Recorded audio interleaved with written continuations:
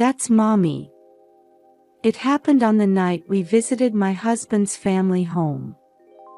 As I was reading a picture book to her, my 5-year-old niece suddenly pointed at a picture. It was a terrifying image. Could it be? I rushed up to the attic, and there I found my sister-in-law in a terribly changed state. She showed no signs of breathing, and I began to shake uncontrollably with fear. Surely my niece had been trying to tell me about this somehow. It was absolutely unforgivable. While suppressing my rising anger, I set out on a path of revenge. I married Charles, who's the same age as me, 2 years ago. He's a wonderful man who takes the initiative with housework in place of me, since my work is busy and irregular.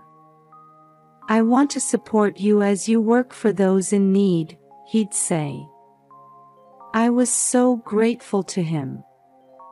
Because we lead such busy lives, we don't have children yet. We both love kids, so we often said, it would be nice if we could have one soon, but the timing never seemed right. Let's take it slow, he'd say. Yes, but I still find myself wanting a cute little girl like Emma. I feel the same way. Emma is Charles's brother's daughter, our adorable 5-year-old niece. Charles's brother Damien had taken over the family farming business and lived with his wife Carrie, daughter Emma, and Damien's parents, a family of 5. Their house was in a rural town far from ours, so we couldn't visit often. We'd stay for a few days, maybe once a year. The in-laws seemed busy coordinating produce from neighboring farms, so that frequency seemed about right. Damien and his wife were easygoing, and my in-laws were kind, so I always looked forward to our visits. More than anything, our niece eagerly anticipated our visits. Carrie, my sister-in-law, was close to my age, and we got along well. As an only child, she was like a real sister to me, someone I could talk to about anything. We kept in constant contact. Look! Carrie sent another picture of Emma. She's so cute. Really? Forward it to me too. We always had exchanges like this. Needless to say, when a video call came in, my husband and I would fight over the phone. However, at some point, Carrie stopped responding to my messages. I became worried that something might have happened to her. When Charles came home from work, I rushed to him. Carrie's not replying to my messages. Do you think something's wrong? Maybe she's just busy. It's harvest time for the crops. I hope that's all it is, but this has never happened before. I can't help but worry. At first, my husband didn't think much of it, but seeing my concerned face, he immediately called Damien. It turned out that Carrie was bedridden with illness. Worried, I told my husband I wanted to speak directly with Damien and asked him to pass the phone. Is Carrie all right? What are her symptoms? In my concern for her, I fired off questions one after another. Damien sighed heavily on the other end of the line. Hey, don't you think it's a bit much to pry into other people's family matters? Please don't worry about it too much. He ended the call abruptly without answering my questions.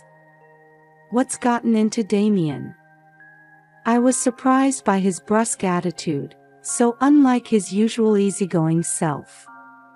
However, I also realized I might have been wrong to ask such probing questions.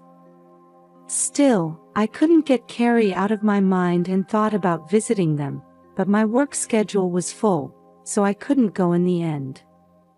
I hoped I'd be able to see her looking well when we visited next.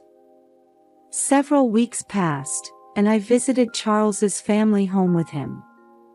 We hadn't heard from Carrie since then, and we were worried that her condition might be quite serious. "Brother, where's Carrie?" "She's not here right now." As we wondered what that meant, Charles's mother informed us that Carrie was in the hospital. We were both stunned by this news, which confirmed our fears. "I'd like to visit Carrie in the hospital." "Well, you see, they're not allowing visitors other than immediate family." I almost asked if her condition was really that bad, but I felt it might be inappropriate to say that, so I swallowed my words. Another concern was our niece, Emma. Usually full of energy, she was unusually quiet. Thinking she must be anxious without her mother around, I hoped we could do some fun things together to cheer her up during our stay. Just then, as my husband and I were putting our luggage in our room, Emma came running up to us quietly. What is it? Do you want to talk about something?" Emma had come close to me but was fidgeting for some reason. She must be nervous after not seeing us for a while. However, she was looking at me intently as if she wanted to say something. Just as she was about to open her mouth, Damien came hurrying over. "Emma, Miranda and Charles are tired, so go play over there." "We're fine, really," I replied, but Damien said, No, we're intruding," and forcibly took Emma away. Even though we're family, I didn't want them to be so considerate, but maybe this was Damien's way of being kind. However, this same interaction kept repeating, and I couldn't even have a proper conversation with Emma. Not only Damien, but the grandparents were also acting fidgety, clearly different from their usual selves. They usually say, "Stay as long as you like," but this time they were saying things like, "When are you going home?" or "Don't you have work to do?" It was as if they didn't want us in the house. Something feels off. This is strange. I started to feel uncomfortable and became suspicious of their behavior. My husband felt the same way, tilting his head and saying, "Something's different from usual, isn't it?" Then, as we were relaxing after dinner, Emma came to me again. "I want to sleep with you." However, once again, Damien came chasing after her and picked her up to take her away. "Didn't I tell you not to bother them?" "No. I'll go right to sleep after she reads me a story. Please." I approached Emma, who looked like she was about to cry in Damien's arms. "Damien, you don't need to worry about us." "Emma, it's okay. Let's go to your room. Which storybook do you want to read?" Damien didn't seem entirely convinced, but when I said, "It'll just be for a little while," he replied, "I see," and agreed. Emma's face brightened, and she pulled my hand, guiding me to her room. "I want this book. Read it." As I was reading the picture book Emma had handed me, she suddenly pointed to a picture. "This is Mommy." It was a beautiful princess, and I felt touched thinking that's how she saw Carrie. "Your mommy is beautiful, isn't she?" "That's not what I mean." She seemed like she wanted to say something more, but then fell silent, so I couldn't quite understand what she meant.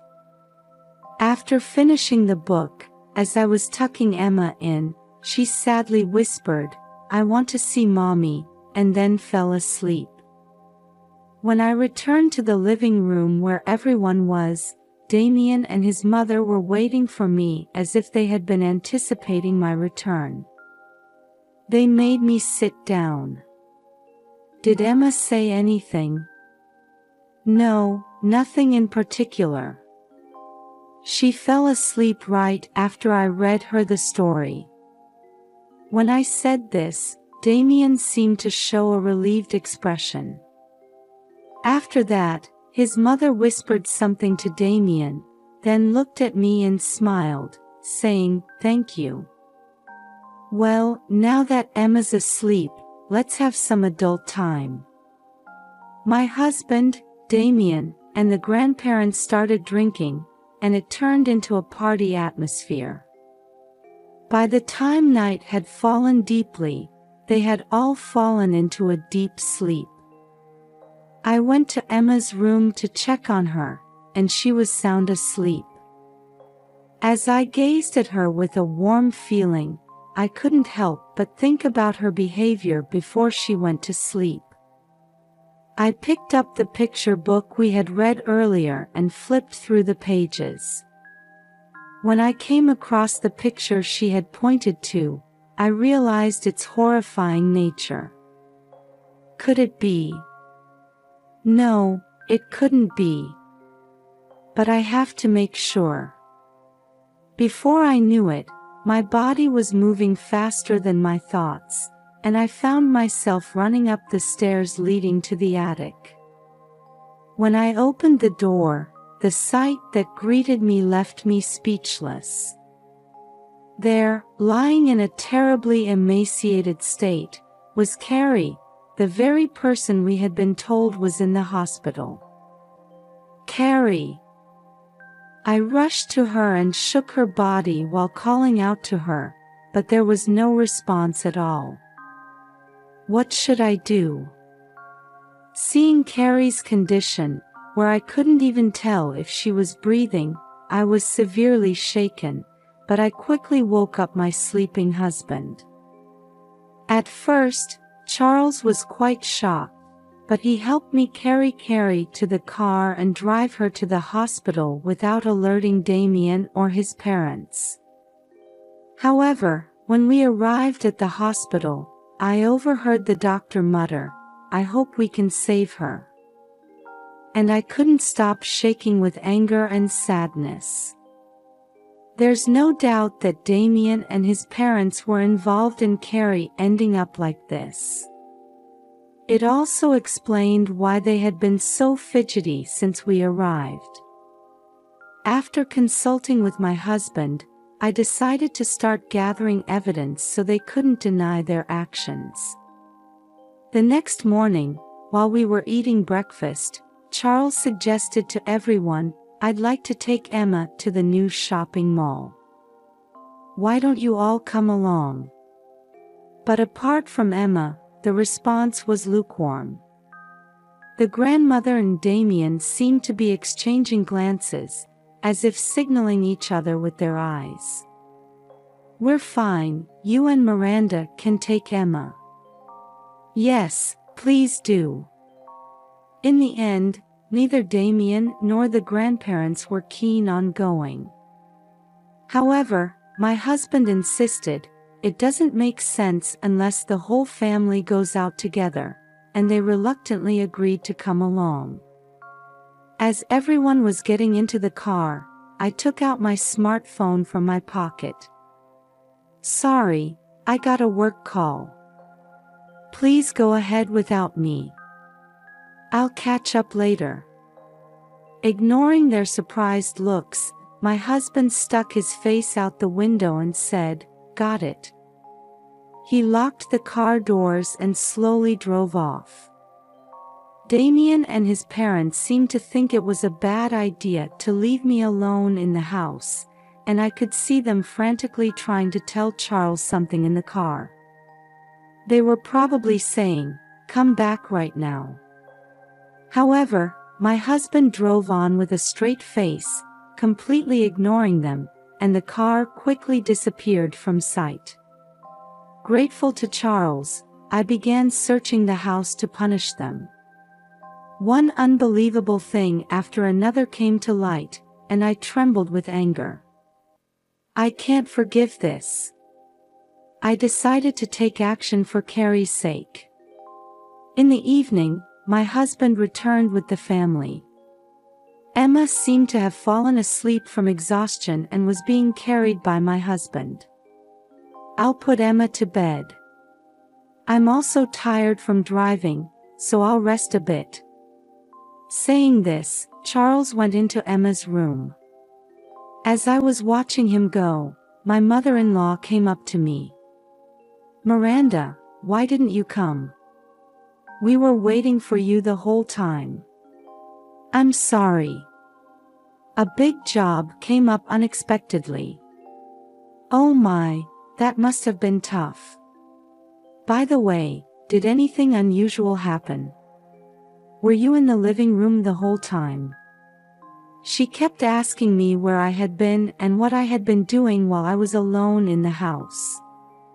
Meanwhile, Damien went up to the attic. Then, with loud footsteps, he came running back to his parents in a great hurry. "This is bad. We can't talk here. Let's go over there." Seeing Damien's face and realizing something was seriously wrong, his parents took him to a place away from me. Then they began whispering in low voices, occasionally glancing in my direction. Wondering what was going on, I rushed over to them. "Is something wrong? Miranda, you didn't go to the attic, did you?" My mother-in-law asked quietly with a furrowed brow, so I looked straight at her. "Not today, no." "Oh, but I did yesterday." "Was that not allowed?" I deliberately said it in a provocative way. This seemed to strike a nerve with them, and they raised their voices, completely changing their attitude. "What the hell do you think you're doing? Where did you take Carrie? She was locked up there, but now she's gone. You helped her escape, didn't you?" Damien approached me, shouting in rage. "That's right. Tell us where she is right now." Their stern expressions as they berated me clearly showed how panicked they were. To leave her in such a miserable state. I took her to the hospital, but it might have been too late. As I choked up with frustration, in stark contrast, Damien smirked and said in a low voice, "So she's finally gone to the other world, huh? What on earth were you thinking? That's none of your business." "Right, Mom. That's right." "Miranda, what are you talking about? Carrie's been in the hospital all along, hasn't she?" They were now trying to play innocent, as if our previous exchange had never happened. I sighed and then glared at them without backing down an inch. "What do you make of this?" I thrust a photo in front of them. It was a picture of Carrie lying down, chained up with heavy shackles. Seeing the photo, Damien and his parents didn't answer, just averting their eyes. "It was you who did such a horrible thing to her, wasn't it?" When I pressed them, Damien heaved a big sigh and scratched his head vigorously. "Don't misunderstand. She went to the attic on her own." Damien made this ridiculous excuse with a straight face, and his parents nodded vigorously. I couldn't help but smile wryly. Did they really think I would believe such words? Thinking that continuing this conversation wouldn't lead anywhere, I decided to play my next hand. "This is the reason, isn't it?" I slid a document across the table, and Damien hurriedly picked it up, his eyes widening. "How did you get this? We couldn't find it anywhere."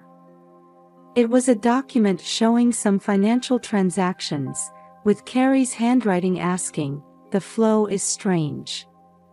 Where did this difference go?"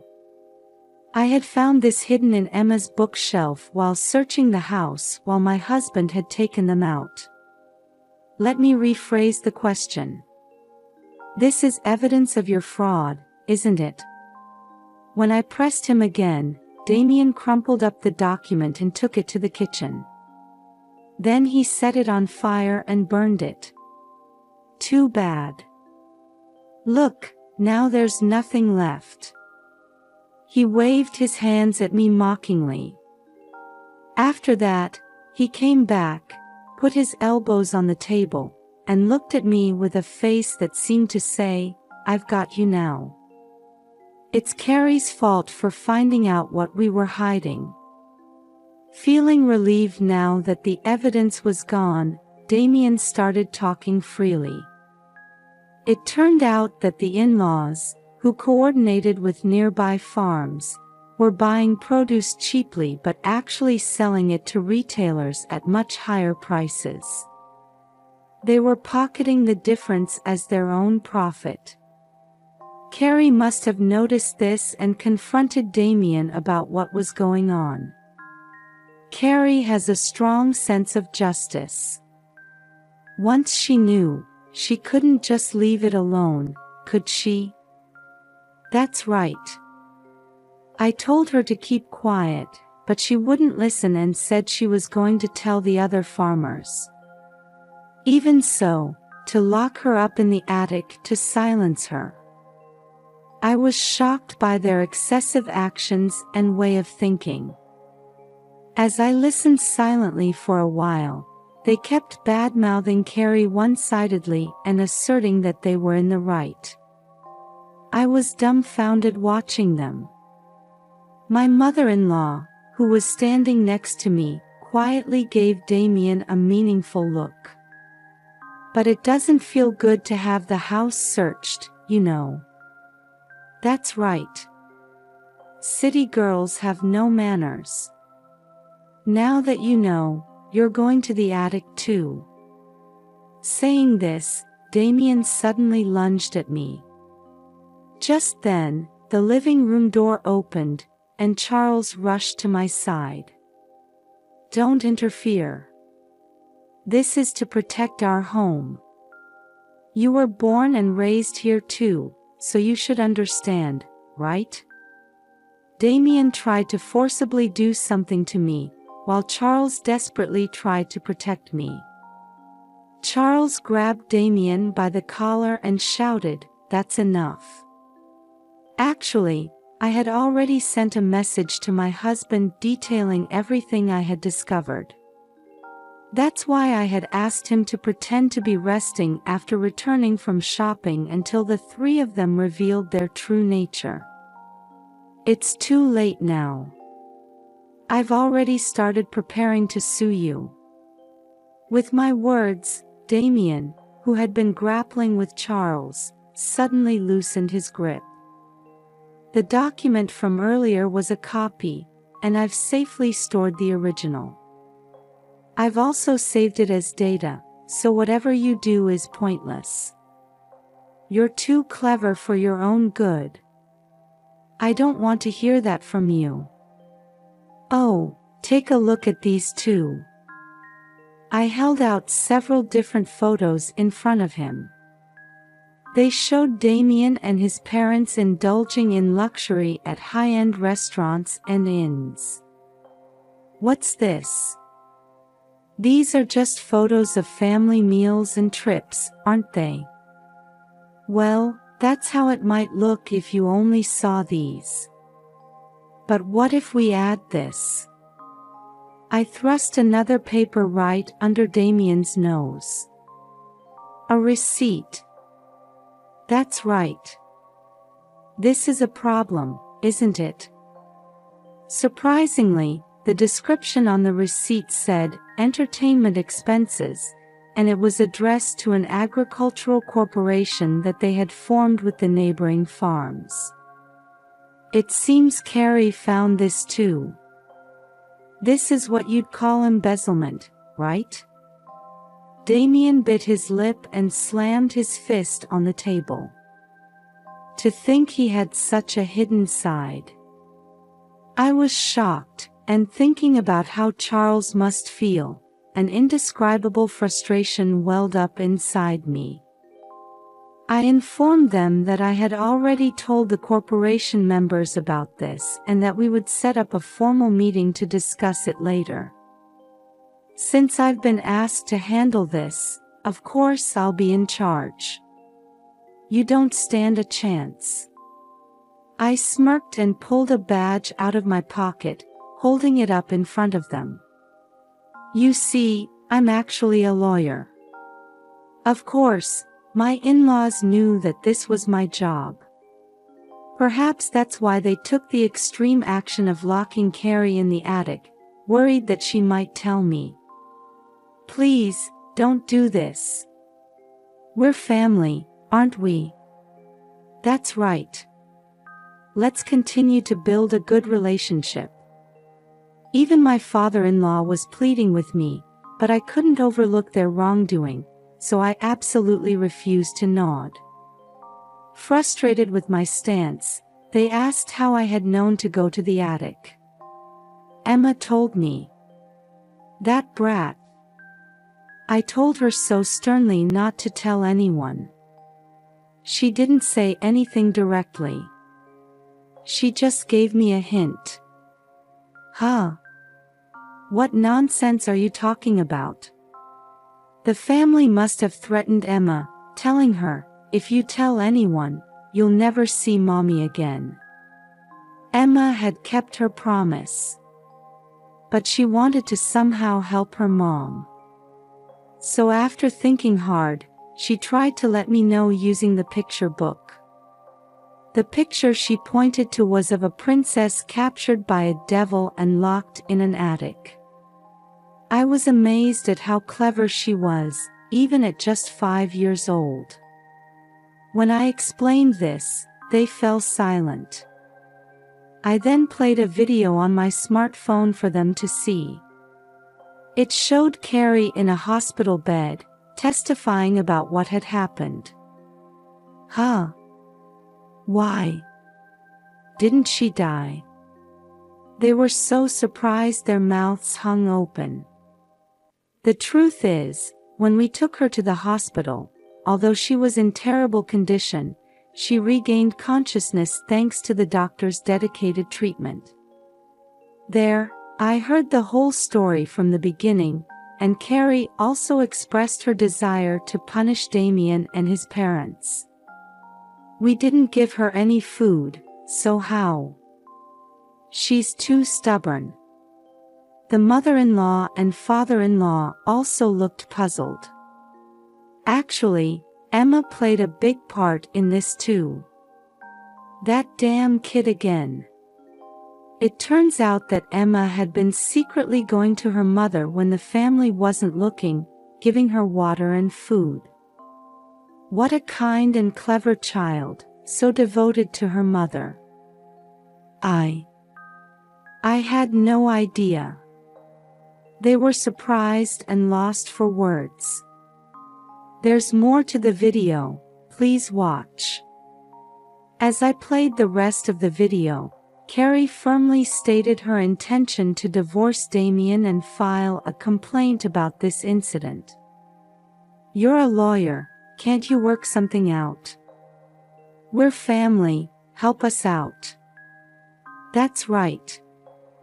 Please try to persuade Carrie too. Their pleas were pitiful. My husband, watching this, had a pained expression on his face. I'll be handling this case as well, so be prepared.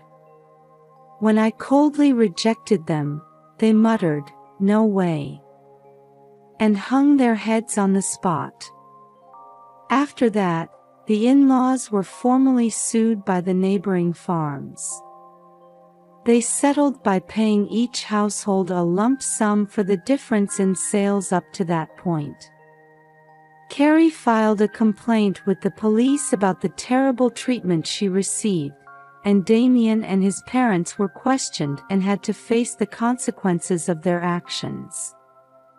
Carrie demanded $50,000 in damages and medical expenses from them and divorced Damien.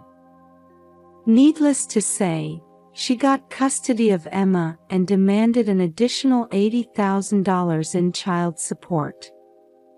Damien and his parents had to sell their house and land to pay for all this, and having lost everything, they came crying to us. "We're cutting ties. We'll never have anything to do with you again." My husband coldly rejected them. They trudged away, and we don't know what became of them after that. Carrie and Emma seem to be living happily back at Carrie's parents' home. We still keep in touch with them, and we're always cheered up by cute little Emma. When the baby in your tummy is born, please play with them. As it turns out, I found out I was pregnant after all this happened, and Emma is looking forward to the baby's birth too. I plan to work right up until just before the delivery. As a lawyer who can help people in trouble, I want to keep doing my best.